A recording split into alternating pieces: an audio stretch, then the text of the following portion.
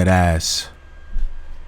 Never stop. But Golden State Warriors, what are they? 11-2, 12-2. What is the rest of their record right now? 11-2. 11-2. Best record in the NBA.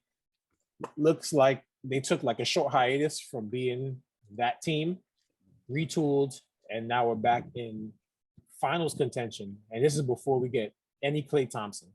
So let me ask you guys, what is most impressive to you about this Warriors early run?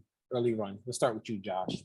The most impressive thing to me is Steph, I would say, is not, yes, he's still playing great, but it's not like last season where he had to go above and beyond and score 30 plus every night to win a game for them to be in it.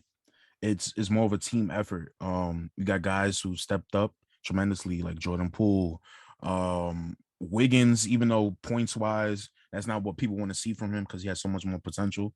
He's doing all the little things. Kevin Looney is healthy again, I guess, and he knows how to set Steph screens. It's just all those little things. And then you got Gary Payton the second. I don't know why it's the second, not junior, but you got guys like him giving them energy off the bench. Yo, and so Juan, fun. My bad. Toscano.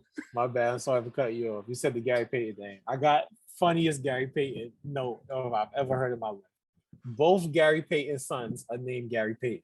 He got Gary Payton Jr. and he got Gary Payton the second. That's not how that works. You know so Gary Payton, bro. Wait. Come on, Gary. So Payton. He got two sons named that? Gary Payton. Gary Payton got two sons named Gary Payton. That is the most narcissistic shit I've ever heard, son. Not even that. Why is he called Junior and the second? Because you can't be like Junior or second Junior. Just say the third. You're not the second. I'm sorry, I derailed the podcast, guys. I just had to this is shit that we need this. That's important information, though. I had to give y'all that note, bro. When I found that out, it was one of the craziest anecdotes. It made so much sense that Gary Payton would have two sons named Gary Payton. Is there any NBA player that makes more sense to name his son his name twice? Sense. That makes sense, bro. Especially after the Last Dance doc when everybody saw, hey, who's talking? GP, man, listen. So fun fact, but yeah, Josh, but Juan Toscano and Damian Lee. So all these guys are stepping up, and they got pieces that they bought into, like Otto Porter and Bielitsa. So that's like the main difference in the Warriors' success so far. What about you, Ant? Oh, Josh pretty much summed it up. But yeah, Steph has been out here balling out of his mind. I think he's the clear-cut MVP, but it's definitely Josh looking at me crazy. Clear-cut. Clear-cut, because first off, look who he got on this team. He dragging, not like cool, Jordan Poole hooping, Gary Payton hooping, that's cool. You got dollar value, David Lee and Bielitsa, and you know what I'm saying? Like, that's it. I would call him like dollar value Gallinari more than David Lee. You just did that because he was white. Racist. Racist. Tell it to the judge, buddies. All right. What? Listen, man. All I'm saying is that it's Steph's team, man, and that nigga's really giving you 30 plus each day, each game. And like you said, it's only without Klay Thompson. So he's holding the ship up way above water. Nobody was expecting, like 11-2? Yeah. Nobody was expecting 11-2 start from the Warriors, especially how last season started. So they're definitely a legit contender in the West. I would say the thing that's most impressive to me about the early season run by the Warriors is the fact that Steve Kerr never deterred from his system. Like, you remember last year when everybody was like, yo, why he not running more pick and roll with Steph? Like, you should run more pick and roll. He should be more like Westbrook and more like Kyrie and these dudes just attack. And Steve Kerr, he's like, yo, there's a fundamental like value in keeping my system because the system is built around Steph and Draymond pretty much. Like, I know it's Steph, but it's Steph and Draymond. The system is really ran through.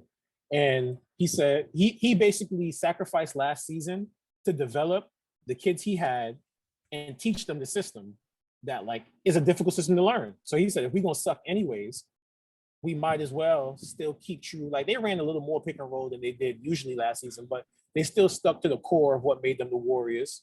And now it's paying dividends because look at all the young guys. Jordan Poole moving the ball, even though he could get kind of crazy with it.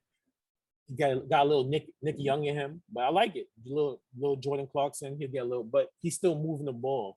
Like guys like Bielitsa and guys Wiggins, because Wiggins was not kind of a ball stopper when he was in Minnesota. He was a lot of dribble, spin move, half spin move, fall away jump shot every time down court. And even he's moving the ball a little bit more. It's a fundamental thing that Steve Kerr did. Like he sacrificed, like he took a lot of shit last year. He did. Like Steve Kerr took hits last year. And now look how he developed a team that plays the style of basketball that he wants to play. So Juan T is a versatile shooter, defender. You got Poole, who's a scorer off the bench. Like very, very similar to what they have with Barbosa, but more explosive. Like they kind of they put Iggy back in his spot. And having Iggy and Draymond with young guys is so important. Like they teaching them everything. Like if you watch like some of the like after game interviews, like the way the young guys talk about Iggy and Draymond, like the way like they help them and teach them all these different things, showing them stuff, like that shit is invaluable. And like we said, Klay coming back, James Wiseman not back, Kuminga hasn't really touched the court, Moody hasn't touched the court. And that's another impressive thing about the run. They got like they are building for the future while currently contending. You know what I'm saying? Like they could, if whatever superstar becomes available next, the Warriors are the best suited to make a trade for that person. Yeah, that's the crazy thing. It's an understatement that they got 3 top 10. Well, I won't say 2 top 10 picks and 3 lottery picks. That's not even touching the court. That's the craziest thing about this whole thing. That those guys, they still don't have them in the back pocket. Like, yo, we patient with you. Y'all gonna come along and y'all gonna be great, but we gonna show y'all how to do this right now. This is very impressive. Like, I know they gave Bob Myers shit for like saying we light years ahead of everybody a few years ago. That was a big headline, but he don't look wrong. Like I know they kind of tripped into this. Like they didn't like imagine this to happen. They imagined to lose KD and all this type of stuff. But how they just retooled after a year.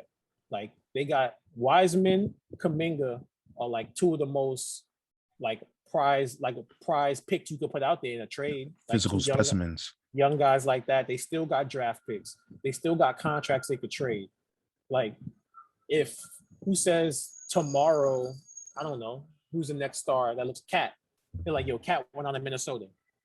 James Wiseman picks and one of those young guys, Juan T or Jordan Poole, sounds great. Sounds a lot better than anything anybody else could offer you. And now you throw Cat out there with Steph and Klay and Draymond, like and Iggy. Come on.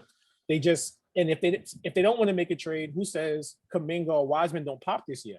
Who says Wiseman don't show up this year and just be the best rim protector and rim runner in the league?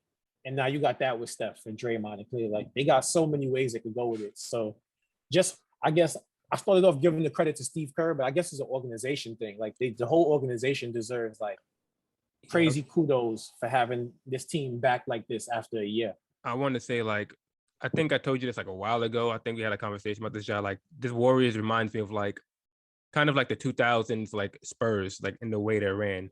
Yeah. Like they always get the most out of the players that you don't expect.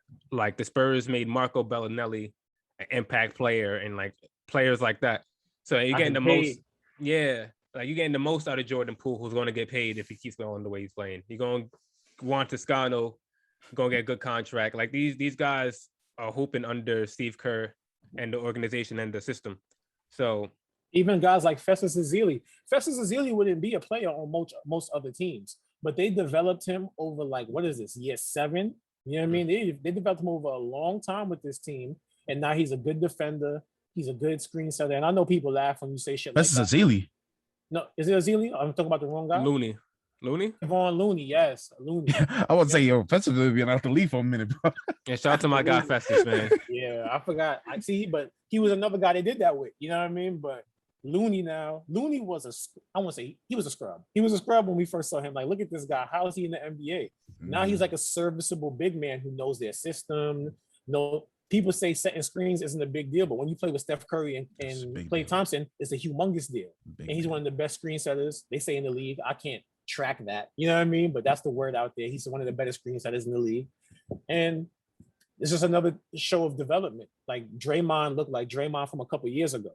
Like he does. Like he not hitting the shots, but he taking them, and he attacking the rim. He dunking on people. Like he it looks like the Warriors are back to being the Warriors, and Klay Thompson's still not back. So I don't know what more nice things to say about them, but the Warriors look like they're about to be back in finals contention. I see a and yes, I want to say this. It's a small sample size beginning of the season, and they had a soft schedule to start the year. They have a soft schedule, but at the same time, the Lakers had a soft schedule and they're 8-6. So it was like, you have at least they're winning the games they're supposed to win. Yeah. So. And you got to beat the teams that's in front of you. You only got to play the team that's on your schedule, and that's who's on their schedule, and they beat them. So that is what it is. But shout out to the Warriors. Shout out to Steph. Like looking like MVP conversation we might touch on a little bit later. And this is why I believe they was gonna make the playoffs last year. I was just a year before. Josh Adamas a year ahead of his time. I was just a year ahead. Yo, he's so clairvoyant. He a year in the future. That's crazy, bro. That's crazy. Josh Adamas is back. Anyway, Josh Adamas is back.